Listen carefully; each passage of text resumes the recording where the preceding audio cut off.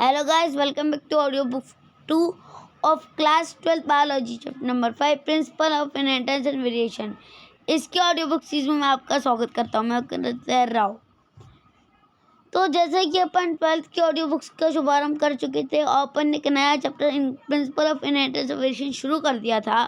तो अगर मैं इसके पहले का तुमको याद दिलाऊं, तो अगर मैं वो याद दिलाने बैठा तो तुम्हारी ऑडियो बुक 2 आज पूरी नहीं हो पाएगी। इसलिए अगर तुमको वो अपने आप को याद दिलवाना है तो तुमको ऑडियो बुक 1 देखना है, ठीक है।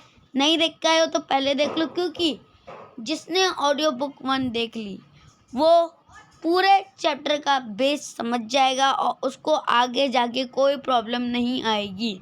अगर ऑडियो बुक 2, 3, 4 जो सी भी ऑडियो बुक है इस चैप्टर की अगर बीच से देख रहे हो, ठीक है, बिना ऑडियो बुक 1 सुने, तो मेहरबानी है ऑडियो बुक 1 सुन लो। मानता हूँ लंबी है, लेकिन प्लीज़, ठीक है, समझने की कोशिश करो। क्रिस्टल क्लियर रहना कंसेप्ट का ज़्यादा ज़रूरी है। चलो, आज अपन बात करने वाले हैं इस ऑडियो बुक 2 में इनकम्प्लीट डोमिनेंस के बारे में।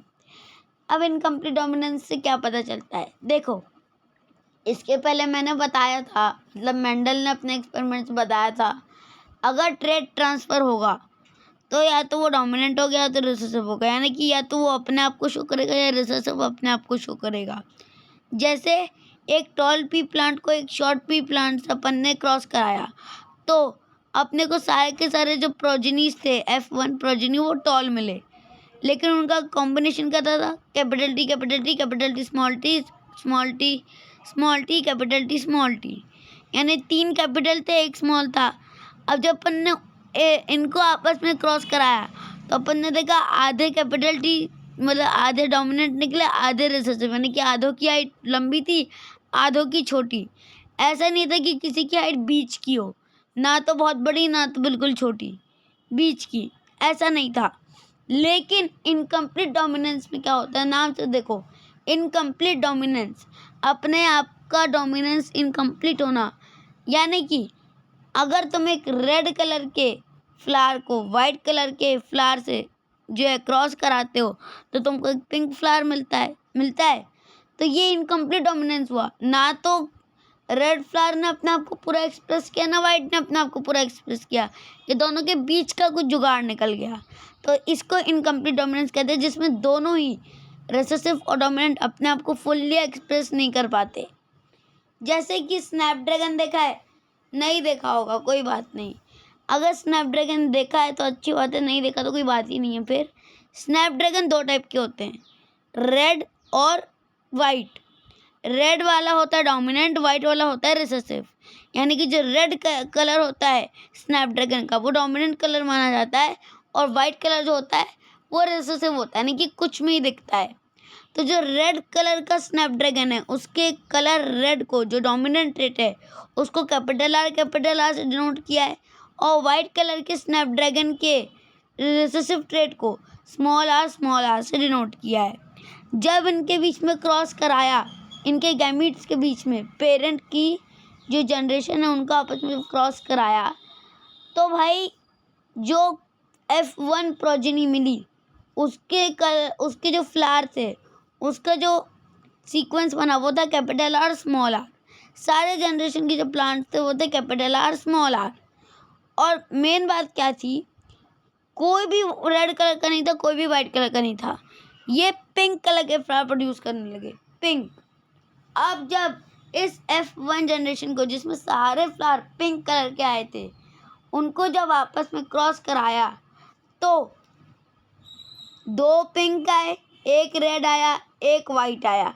किसमें, F2 जनरेशन में, यानी कि जो रेशियो बना किसके बीच में, रेड पिंक और वाइट फ्लावर के बीच में, F2 जनरेशन में।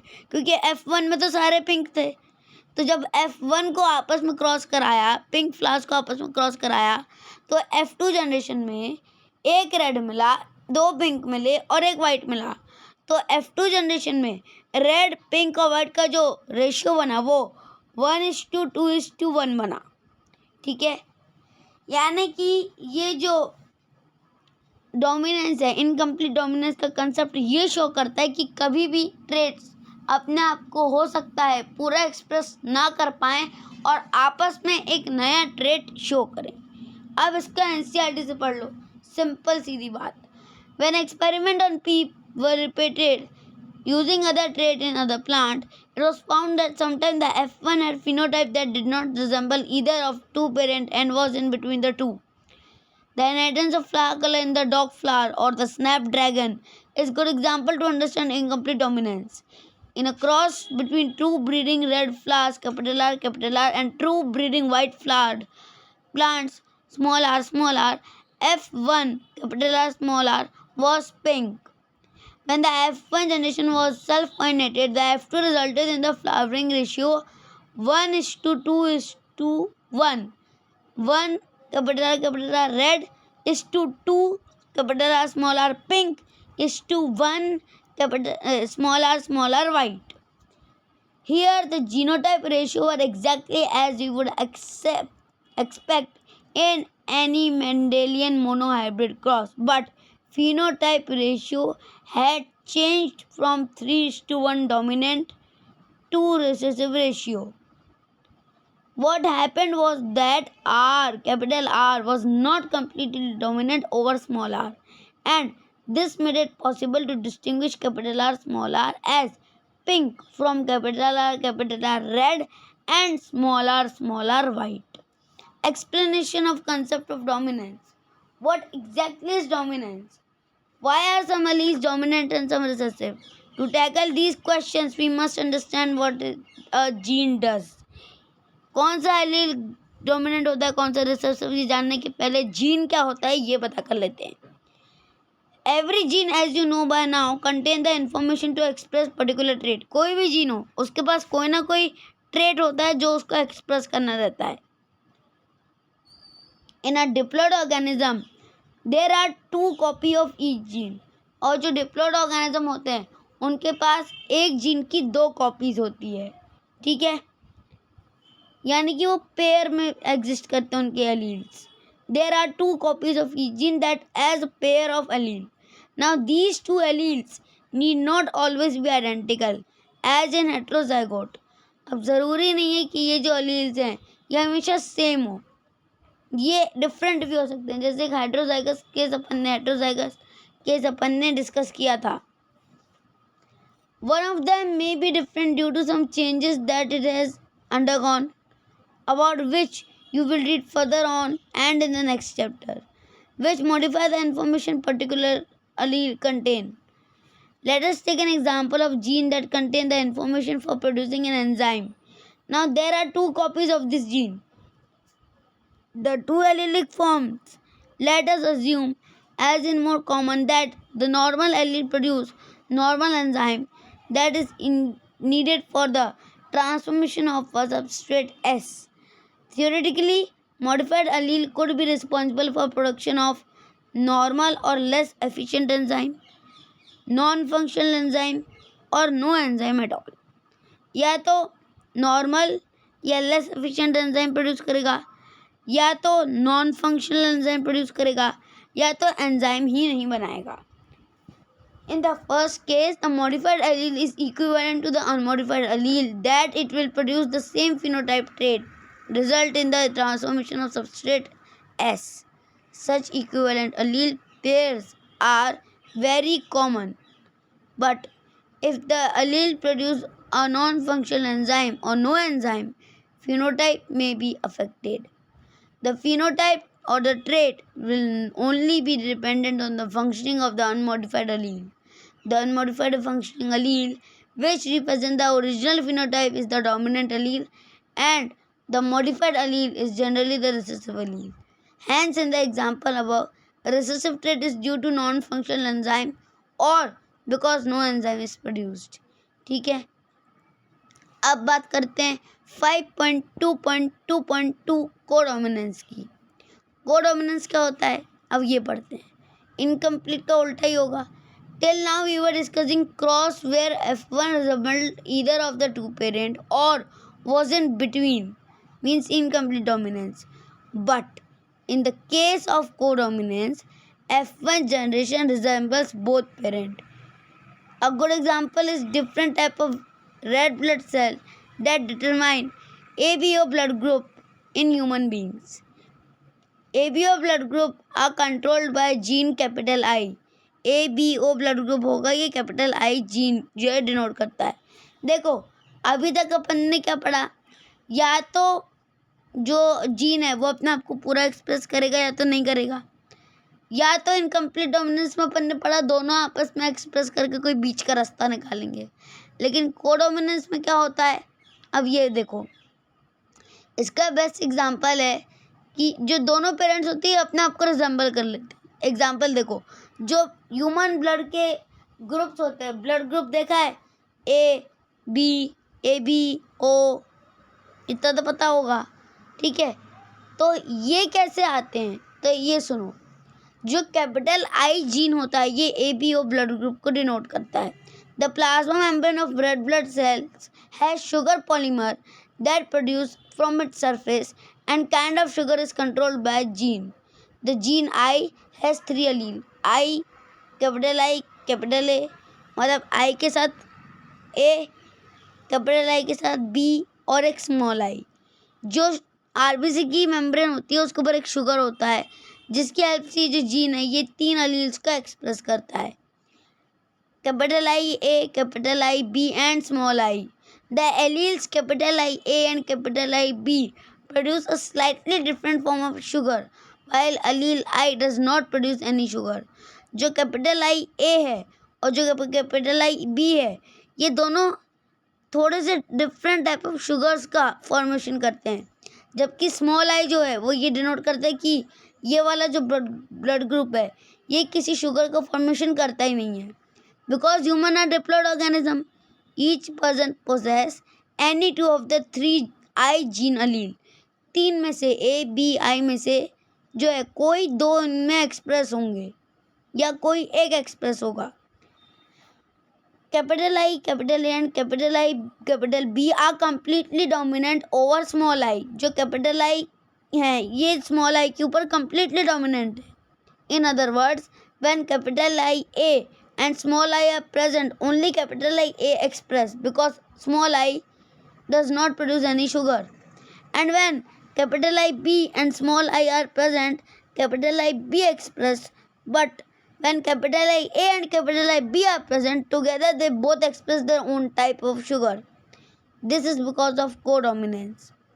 Hence, red blood cells have both A and B type of sugar. Since there are 3 different alleles, there are 6 different combinations of these alleles that are possible, and therefore a total of 6 different genotype of human ABO blood type are seen. अब देखो ये जो table दिया इसको ध्यान से देखो, एक है पेरेंट 1 है, एक है पेरेंट 2 और उसकी ऑफस्प्रिंग और उसका ब्लड ग्रुप क्या होगा। यानी कि अगर पेरेंट 1 को मान लो मदर, पेरेंट 2 को मान लो फादर। अगर मदर का ब्लड ग्रुप A है और फादर का भी A है, देखो कैपिटल I तो शुगर डिनोट कर रहा है और स्मॉल I मतलब O ब्लड ग्रुप होता है। तो कैपिटल I में अगर A है तो A ब्लड ग्रुप और B लिखा है तो B ब्लड ग्रुप ये है, और स्मॉल I मतलब O ब्लड ग्रुप है।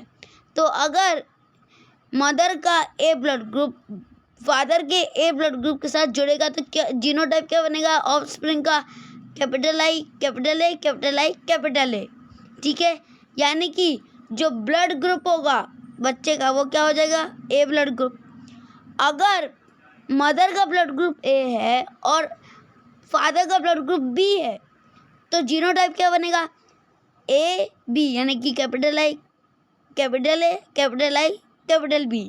तो ब्लड ग्रुप क्या बनेगा, क्योंकि दोनों डोमिनेंट है, दोनों कोडोमिनेंस को फॉलो कर रहे हैं तो दोनों एक दूसरे को एक्सप्रेस करेंगे, यानी कि AB ब्लड ग्रुप बन जाएगा। फिर मदर का कैपिटल I है और फादर का स्मॉल I है यानी कि O है, तो स्मॉल I तो रिसेसिव है, तो ऑब्वियसली बात ही कैपिटल I कैपिटल A और स्मॉल I में कैपिटल A अपने आप को डिनोट करेगा एक्सप्रेस करेगा, तो ब्लड ग्रुप क्या हो गया A। फिर अगर कैपिटल I B मदर का ब्लड ग्रुप है यानी कि मदर का ब्लड ग्रुप B है, फादर का A है, तो फिर वही AB ब्लड ग्रुप बन जाएगा। मदर का ब्लड ग्रुप B है, फादर का ब्लड ग्रुप भी B है तो ब्लड ग्रुप B बन जाएगा। मदर का ब्लड ग्रुप B है, फादर का ब्लड ग्रुप O है, तो blood group capital I capital B small I capital B यानी कि ब्लड ग्रुप B पॉजिटिव बन जाएगा।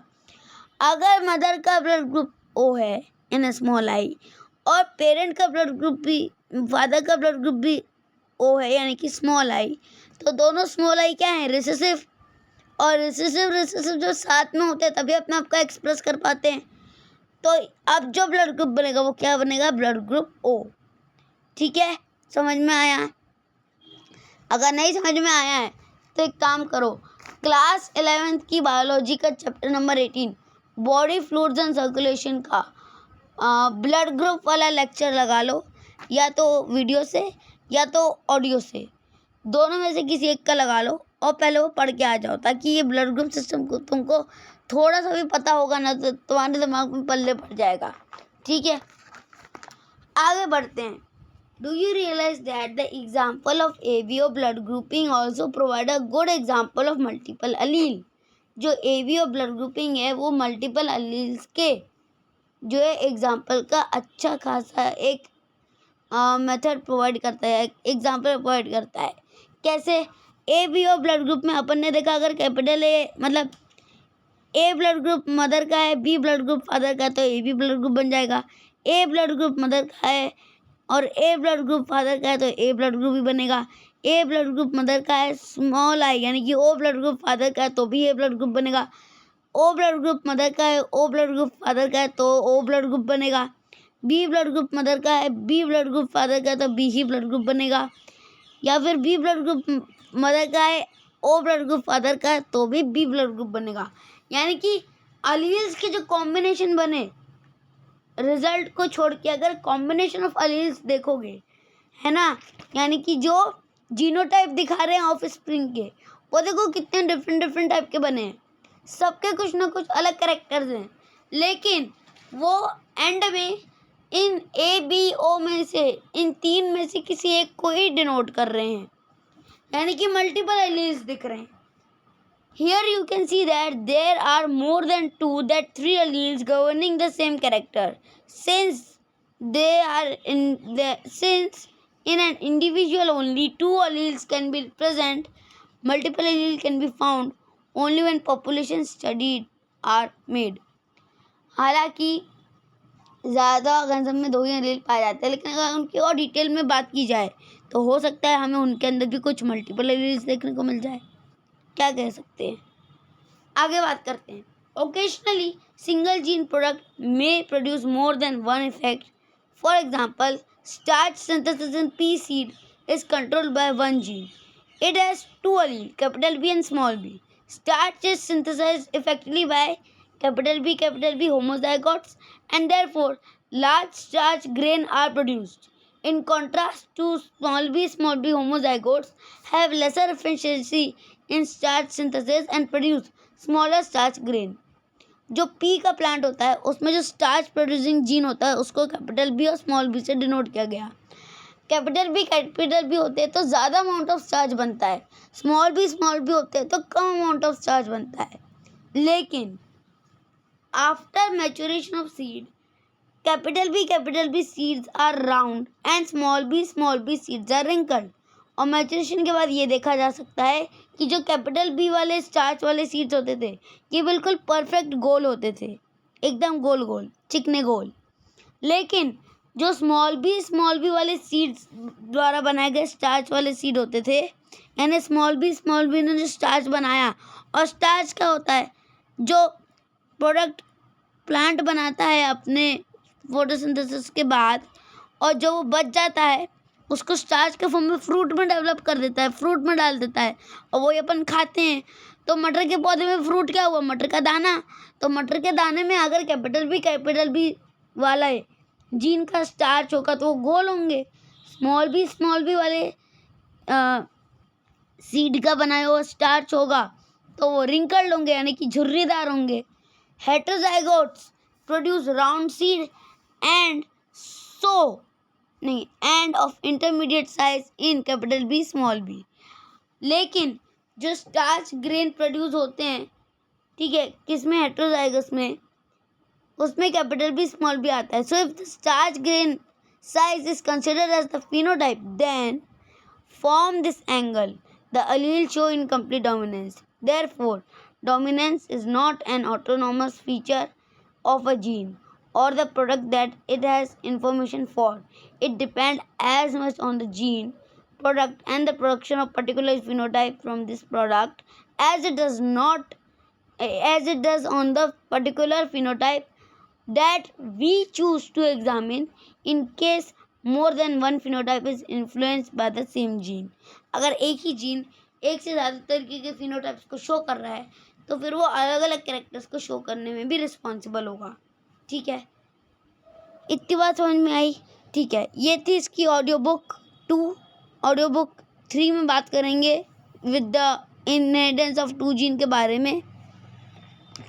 ठीक है, जिसमें अपन फिर से एक नया क्रॉस डेवलप करने वाले हैं। और फिर ऑडियो बुक 4 में लॉ ऑफ इंडिपेंडेंट असॉर्टमेंट को कंप्लीट करेंगे with chromosomal theory of inheritance की। तो ये थी ऑडियो बुक 2। मिलते हैं ऑडियो बुक 3 में विद द न्यू टॉपिक। तब तक के लिए ऑडियो बुक अच्छी लगी तो लाइक कर देना, शेयर कर देना, सब्सक्राइब कर देना, कमेंट करके बताना कैसी लगी। इंस्टाग्राम पे मेरी नाम की आईडी ऑलरेडी बन चुकी है, विक्रमादित्य राव। उसमें कुछ इंपॉर्टेंट शॉर्ट्स वगैरह मैंने डाले हैं और कुछ इन्फॉर्मेटिव वीडियो भी डाली है, वो तुम देख सकते हो तो अच्छी बात है। उसके अलावा जैसा कि तुम्हें पता है 10th से लेकर 12th तक के साइंस के डिटेल वीडियो लेक्चर्स यूट्यूब पर डाल दिए गए हैं। और उसके अलावा जो 11th और 12th है उनके लिए स्पेसिफिक ऑडियो बुक्स की प्लेलिस्ट स्टार्ट कर दी गई है, जिसमें 12th की ऑडियो बुक में flowering plants, human reproduction, reproductive health को ऑलरेडी डाल दिया गया है और ये वाला चैप्टर है इनहेरिटेंस वाला, ये भी डाल दिया जाएगा। बजाय उसके 11th के ऑडियो बुक में biological classification, plant kingdom, morphology of flowering plant, structural organisation animals, cell unit of life, body fluids and circulation, breathing and exchange of gases, ये चैप्टर्स 11th के ऑडियो बुक की series में डाल दिए गए हैं, तो उनको जाके एक बार वहाँ से चेक कर लेना। मिलते हैं नेक्स्ट ऑडियो बुक में द न्यू टॉपिक। तब तक के लिए ये ऑडियो बुक अच्छी लगी तो लाइक, सब्सक्राइब और शेयर कर देना चैनल को, और वीडियो जितनों के साथ हो सके उतनों के साथ शेयर कर देना, क्योंकि ये line to line NCERT explanations जो हैं बहुत ही काम आने वाले हैं। मिलते हैं नेक्स्ट ऑडियो बुक में विद द न्यू टॉपिक। तब तक के लिए stay safe, stay healthy, Om Sairam and bye. और वीडियो अच्छी लगी तो like, subscribe and share. Thanks for watching.